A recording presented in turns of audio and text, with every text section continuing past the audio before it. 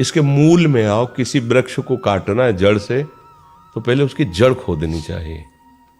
बुद्धिमान आदमी पहले डाल नहीं काटता, जड़ से उखाड़ दो, ये ऊपर तक सूख जाएगा, नष्ट हो जाएगा। किसी वृक्ष को नष्ट करना तो उसकी क्रोध का मूल जानते हो क्या है? काम।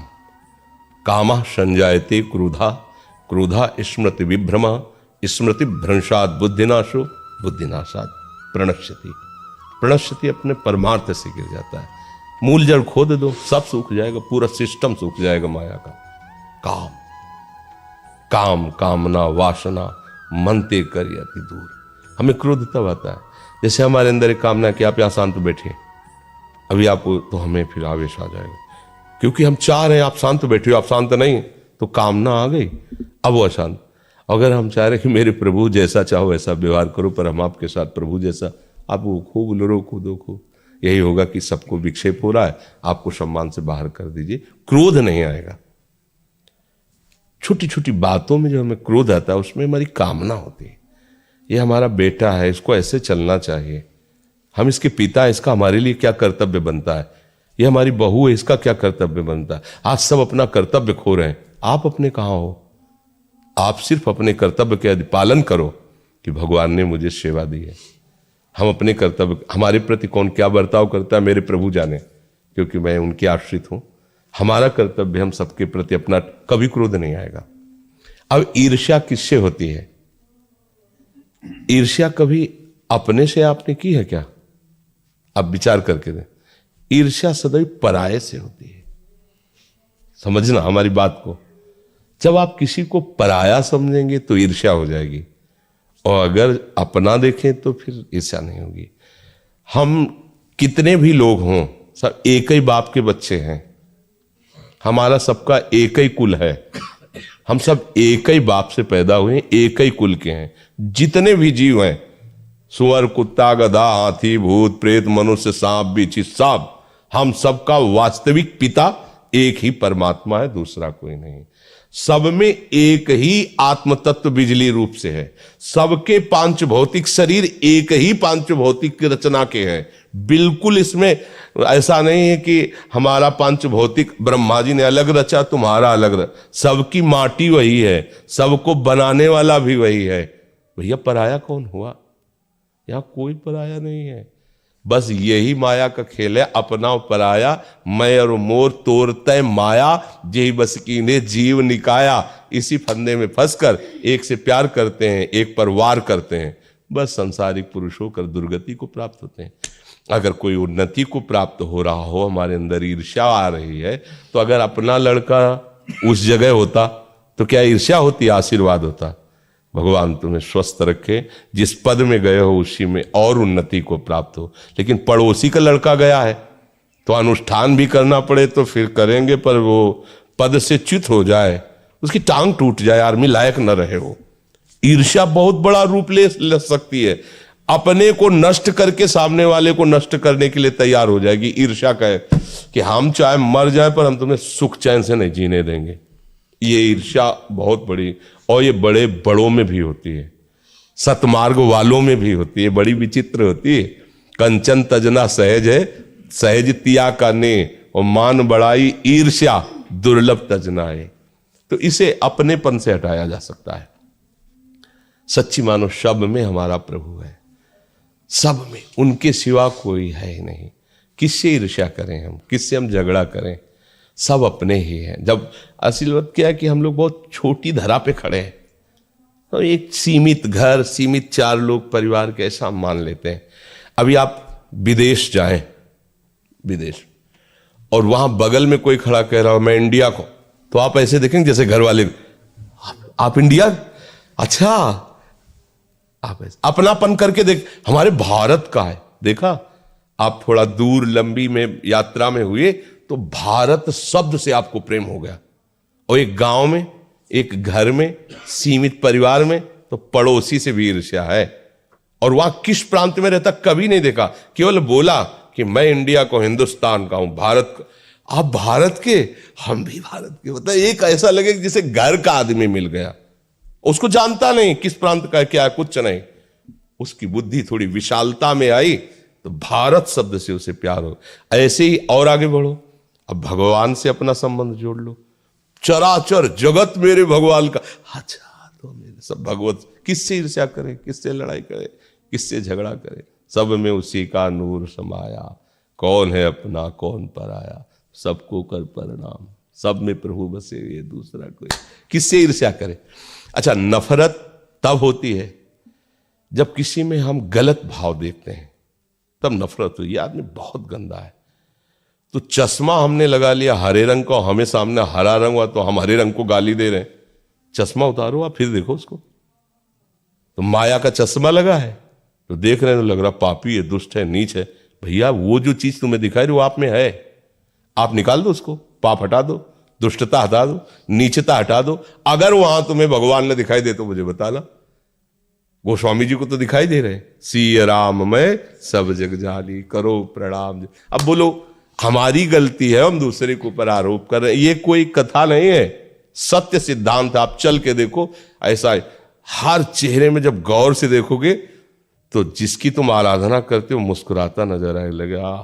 और जब वो गाली देता है, कोई निंदा करता है तो उसको विनोद होता है, लगता है हाँ प्यारे कर लो, कुछ भी कर लो, लेकिन तुम ही हो, अब भूल भुलैया में नहीं डाल सकते। भगवान छुपा छुपी का खेल हमसे खेल रहे हैं। और क्या, इतने रूपों में वो छुप गए, वो कहते ढूंढ लो मुझे। तो हम किसी को दोस्त बना लेते, किसी को दुश्मन बना लेते, किसी को अपना, किसी को पराया, और निकले थे ढूंढने, उनको ढूंढ नहीं पाए तो फिर उसी खेल में लगे हुए। एक बार खोज लो तो सब में वही छुपा है। जीवन मुक्त हो गए, संसार चक्र से मुक्त हो गए, परमानंद में निमग्न हो गए। किसी सूझ वाली आंख ने पहचान की, कण कण में झांकी भगवान की। आपको दिखाई देगा ऐसे, ओहो जित देखूं तित श्याममयी है प्रभु ही प्रभु। चाहे उपनिषद तत्वदर्शी ब्रह्म ऋषि हो तो देखता सर्वम खलमिदम ब्रह्म, केवल ब्रह्म ही ब्रह्म। भक्त देखता है भगवान ही भगवान। अज्ञानी मैं और तू देख के झगड़ा करता रहता है, लड़ता रहता है, अच्छा बुरा मानता रहता है। तो हमारी अज्ञान की धरा है, हमको स्वीकार करना चाहिए। अब हमें वास्तविक ज्ञान की तरफ बढ़ना है, तो फिर आप ये सब झंझटें खत्म हो जाएंगी। जब तक भेद है, जब तक दोष दर्शन है, जब तक छोटा बड़ा है, अच्छा बुरा है, तब तक चश्मा ठीक नहीं है। भगवान देखो कह रहे हैं, विद्या विनय संपन्ने ब्राह्मणे गविहस्तनी स्वनीचय सुपाकी चा पंडिता सम दर्शिना। विद्या विनय संपन्न ब्राह्मण में, गाय में, कुत्ते में, हाथी में, चांडाल में, सब में एक ही प्रभु विराजमान, जिसको ऐसा ज्ञान है, वास्तविक अनुभव है भगवान के शब्दों में, वही पंडित है, वही ज्ञानी है, उसी ने कुछ जाना है जो जानना चाहिए। इसके नीचे तो सब माया का ही खेल है, समझ रहे। डॉक्टर सिद्धार्थ इंदौर से। किसका है जी? महाराज जी के चरणों में सादर प्रणाम।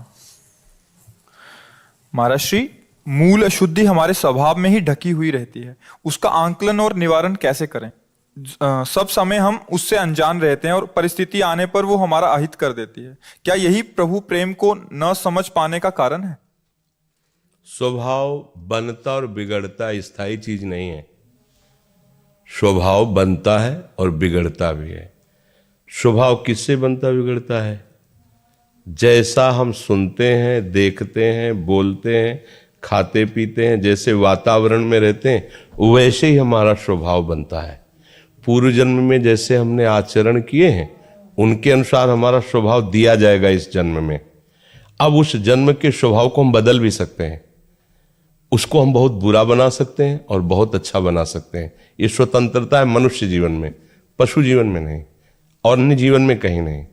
तो हमारा स्वभाव जो कारण देह से संबंध रखता है, और हमारा सूक्ष्म शरीर, उसे कारण देह कहते हैं, कारण शरीर। सूक्ष्म शरीर मन बुद्धि चित्त अहंकार, और स्थूल शरीर 5 ज्ञानेंद्रियों कर्मेंद्रियों के साथ ये जो ढांचा देख रहे हैं, प्रारंभ यहां से होता है। स्थूल शरीर से सूक्ष्म शरीर प्रभावित होता है। जैसे अभी ठंडा, तो अगर सूक्ष्म शरीर प्रभावित नहीं होगा तो ठंडा नहीं लगेगा। सूक्ष्म शरीर को बेहोश कर दीजिए तो स्थूल शरीर को काट दीजिए, आप उसको पता नहीं चलेगा। मतलब स्थूल शरीर की हर हरकत का प्रभाव सूक्ष्म शरीर पर पड़ता है। समझ में आ रहा है ना? सूक्ष्म शरीर का जो निर्णय है वो कारण शरीर पर पड़ता है, वो स्वभाव बन जाता है। बड़ा चिड़चिड़ा इसका स्वभाव हो गया, बड़ा गंदा स्वभाव वाला आदमी है, बहुत झूठ बोलने का स्वभाव। अरे ये तो साक्षात भगवान है, भगवान जैसा इनका स्वभाव है, कितने अच्छे हैं स्वभाव वाले, कितने सत्य पवित्र स्वभाव वाले। मतलब स्वभाव जो है वो सूक्ष्म शरीर से संबंधित है, सूक्ष्म शरीर स्थूल शरीर से संबंधित है। स्थूल संबंध हमारी क्रियाओं से है, हम गंदी क्रिया करते हैं या अच्छी क्रिया करते हैं। देखना, सुनना, बोलना, खाना, छूना, सूंघना, ये सब इंद्रियजन्य क्रियाएं हैं। तो यदि हमें स्वभाव का पता लगाना है तो उसके आचरणों से प्रकट में चलेगा। आसुरी स्वभाव या दैवी स्वभाव, दो में ही बांध दिया गया है कि राक्षसी स्वभाव, अब मांस खाता है, मदिरा पीता है, बड़ी मीठी बात करता है, पर वो राक्षसी स्वभाव का आदमी है। वो भजन करता है, ठीक से चलता है, दूसरों के दुख सुख को समझता है, वो दैवी स्वभाव का आदमी है। अब राक्षसी स्वभाव वाला दैवी स्वभाव वाला बन सकता है, और दैवी स्वभाव वाला चूक करे तो राक्षसी स्वभाव का बन जाएगा। परिवर्तनशील है ना स्वभाव, सच्चिदानंद थोड़ी है, वो तो परिवर्तनशील है। तीनों शरीर मायाकृत है ना, तो इसके द्वारा जो भी है सब मायाकृत है ना। अब हमारा जब भगवत भाव इसमें जागृत होगा, स्थूल शरीर की भागवतिक चेष्टाएं और सूक्ष्म शरीर का भागवतिक चिंतन, तो हमारा भागवतिक स्वभाव बन जाएगा। अब ये परिवर्तन होने वाला नहीं है, क्योंकि ये त्रिगुणातीत भगवान के नाम रूप लीला धाम के चिंतन से त्रिगुणातीत स्वभाव बन गया है। जैसे हमारे यहाँ सेवक जी महाराज कह रहे हैं, यह जो पर्यो मोहि सहज स्वभाव, श्री हरिवंश नाम रस चाव, नाव सुदृढ़ भव तरन को। बोले अब मेरा स्वभाव पड़ गया है राधा वल्लभ श्री हरिवंश, राधा वल्लभ श्री हरिवंश, राधा वल्लभ श्री हरिवंश। श्रवण में स्वभाव पड़ गया भगवत चर्चा, और कुछ अच्छा ही नहीं लगता। स्वभाव बन गया भगवान की चर्चा करने का। दूसरों को दुखी देखकर रह ही नहीं सकता, इसका स्वभाव बन गया है। दूसरों को सुख पहुंचाना, ये स्वभाव। भागवतिक स्वभाव तक पहुंचने के लिए हमको सत क्रियाएं करनी होंगी, सत चिंतन करना होगा, तब हमारा स्वभाव स्थायी बनेगा। वो परिवर्तित नहीं होता, भागवतिक स्वभाव परिवर्तित नहीं होता। पर जब तक हमारा भागवतिक स्वभाव नहीं परिपक्व हो गया, तब तक फिसल सकता है, तब तक फिसल सकता है। तो स्वभाव का परिवर्तन हो गया तो जीवन मुक्त हो गया ना, क्योंकि तीनों शरीरों से उसका संबंध धीरे धीरे खत्म हो जाता है, जिसका भागवतिक। अब प्रभु के चिंतन में आंतरिक प्रभु की मंगलमयी आज्ञा का पालन बाह्य है, तो स्वभाव भागवतिक खत्म खेल हो गया। भगवान की कृपा से संचित कर्म भस्म हो गए, क्रियमाण निष्फल हो गए, और प्रारब्ध निष्प्रभावित हो गया। वो जीवन मुक्त परमहंस परमानंद का अनुभव कर लेता है। समझ गए जी? दिनेश ठाकुर जी, जी राधा वल्लभ श्री हरिवंश। गुरुदेव भगवान के चरणों में दंडवत प्रणाम। गुरुदेव, जब हम राधा नाम ऊंचे स्वर में जपते हैं तो कुछ देर बाद राधा नाम सिमरन मुख के अंदर ही चलता है और आवाज बाहर नहीं आती, और कुछ देर बाद नाम अंदर ही अंदर हृदय में चलने लगता है महाराज जी, और कानों में सुनाई देता है महाराज जी। तीनों स्थितियों में क्या क्या अंतर है महाराज जी? पहली बात है कि आप भगवद आश्रित हो, उत्तर दीजिए भगवद आश्रित। तो दूसरी बात है कि अब जो परोसा जाए चुपचाप खाते रहो, उसमें क्या मीठा क्या नमकीन अपना प्रश्न नहीं होना चाहिए। समझ रहे हो?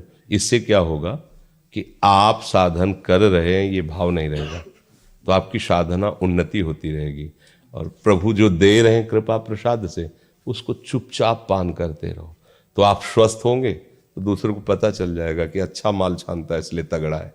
समझ रहे ना? भागवतिक सद्गुण आपके अंदर प्रकाशित होंगे तो दूसरे जन भी आपका अनुकरण करके आनंद में मगन हो सकते हैं। और इसकी अगर आप साधन करते हैं तो फिर प्रश्न बनता है, जब आप साधन ही नहीं कर रहे, आप तो भरोसे में हैं, प्रभु के आश्रित हैं, अब आप तो शुरू कर रहे हैं उनका नाम गुणगान, और वो आपको कौन सी स्थिति देते हैं इसे गुप्त रखना है, इसका स्वाद लेना है। ये भागवतिक उन्नति का लक्षण है। जैसे ऐसी चेष्टा है, ये भगवत कृपा का, ये अपने साधन से नहीं होता, तो इसलिए इसके विषय में प्रश्न करना भी नहीं बनता, क्योंकि उस पर अगर कहीं मुझे थोड़ा भी अहम आ गया, कर्तृत्व भाव आ गया, तो ये फिर रुक जाएगा। ये आध्यात्मिक मार्ग है ना, इसको छुपाया जाता है तब तक जब तक आग पूरी हृदय में न फैल जाए। अब जब आग पूरे हृदय में फैल गई तो फिर खिड़की और दरवाजों से नहीं पता चल जाता कि आग लग गई, तो ऐसे खिड़की दरवाजों से पता चलने लगता है कि इसके अंदर आग लग चुकी है।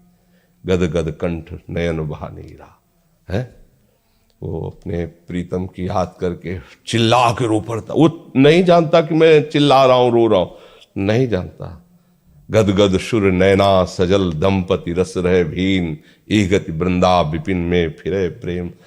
अब वो एकदम जैसे डकार आती तो आप रोक नहीं सकते ना, एकदम राधा और चिल्ला करो। फिर कोई देखा, अच्छा ये उस नाटक नहीं कर रहा, ये उसकी स्थिति। वो आग बढ़ती चली जाएगी। अंतर दाव लगी रहे धुआं न प्रगटे कोय, कह जाने जी आपनो या जासिर बीती होए। बस चुप। ये मार्ग जो है कृपा पात्र का जीवन कैसा होता है, ऐसा होता है। अंदर आग लगी रहे, अंदर वो शास्वादन कर रहा है, कह जाने दिल आपनो या जासिर, या तो जो वो देखते ही पता चल जाएगा कि हाँ अच्छा किसी को पता चले इसलिए हमारी भक्ति है क्या, हमारे मालिक को पता चले कि हम उनके एक दास हैं, इतनी बड़ी भीड़ में मुझे पहचान ले, बस खास बात यही है। और वो पहचान लिए हैं इसीलिए सौभाग्य मिला है। तो ऐसे चलते रहिए।